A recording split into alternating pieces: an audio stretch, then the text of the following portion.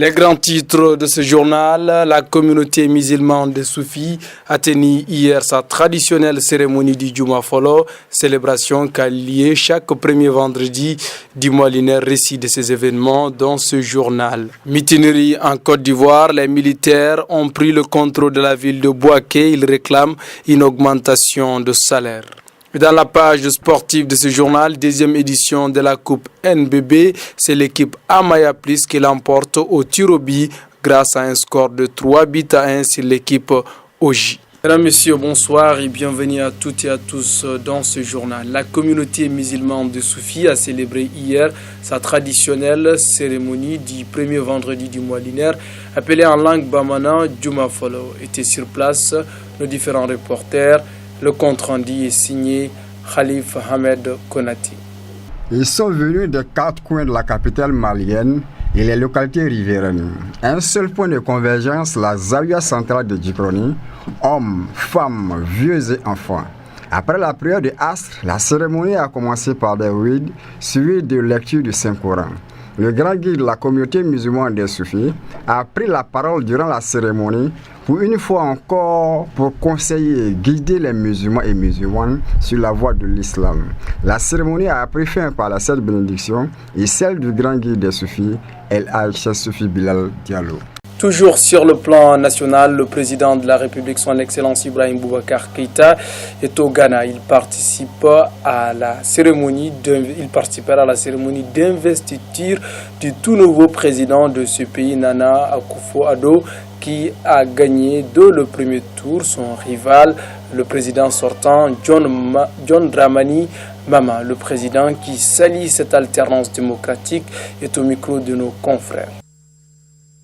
Je vois qu'entre le Ghana et le Mali, c'est une question d'amour et c'est l'histoire qui est là.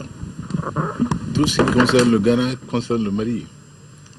Nous avons suivi la dernière élection au Ghana et comme tous les autres Africains, nous avons apprécié le peuple ghanéen, sa maturité politique et la manière dont le président sortant, le président notre frère John Dramani Mahama, avec beaucoup d'élégance et de courtoisie, a salué la victoire de son frère, Nana Akufo-Addo. C'est ça la démocratie. Et le Ghana, de ce point de vue, demeure un exemple et un modèle à suivre. Il était donc normal que nous rendissions ici pour participer à l'investiture du président élu, le président Akufo-Addo. Nous faisons un grand plaisir au nom du Mali.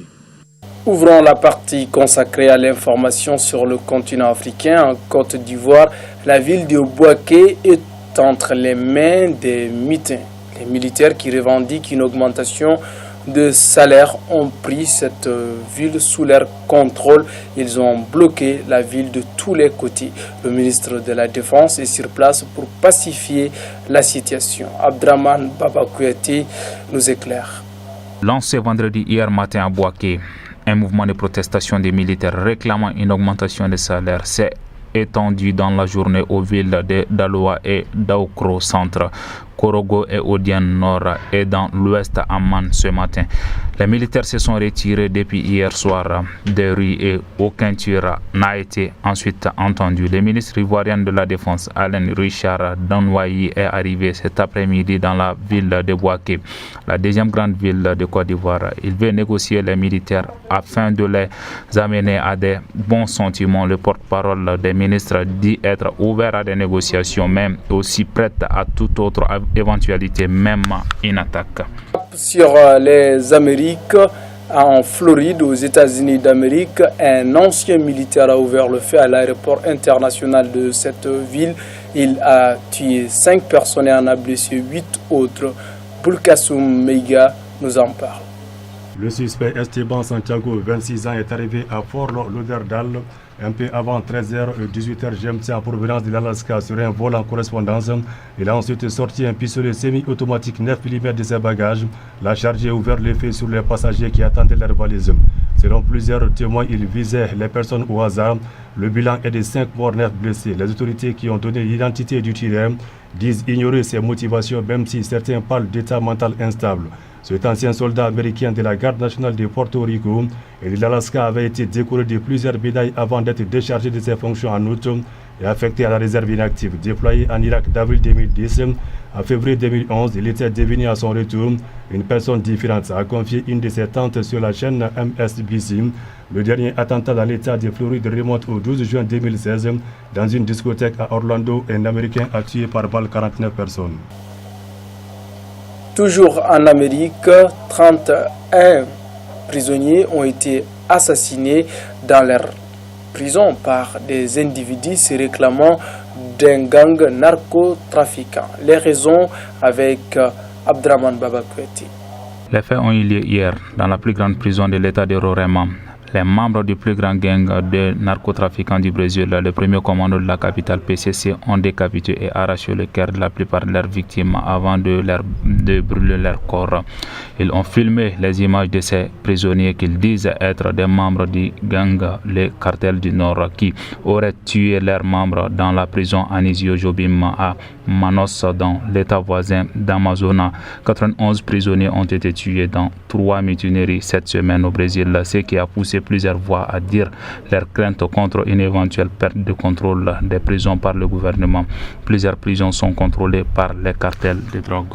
Page sportive de ce journal, le jeudi 5 janvier 2017, le grand terrain de la localité de Gabakoro-Droit a été le cadre choisi par la nouvelle brasserie bamakoise NBB pour célébrer sa finale de la deuxième coupe organisée par cette même société malienne. La rencontre entre les équipes Samaya Plus et Oji s'est soldée par un score nul vierge. Il a fallu les tirs au but pour départager les deux acteurs.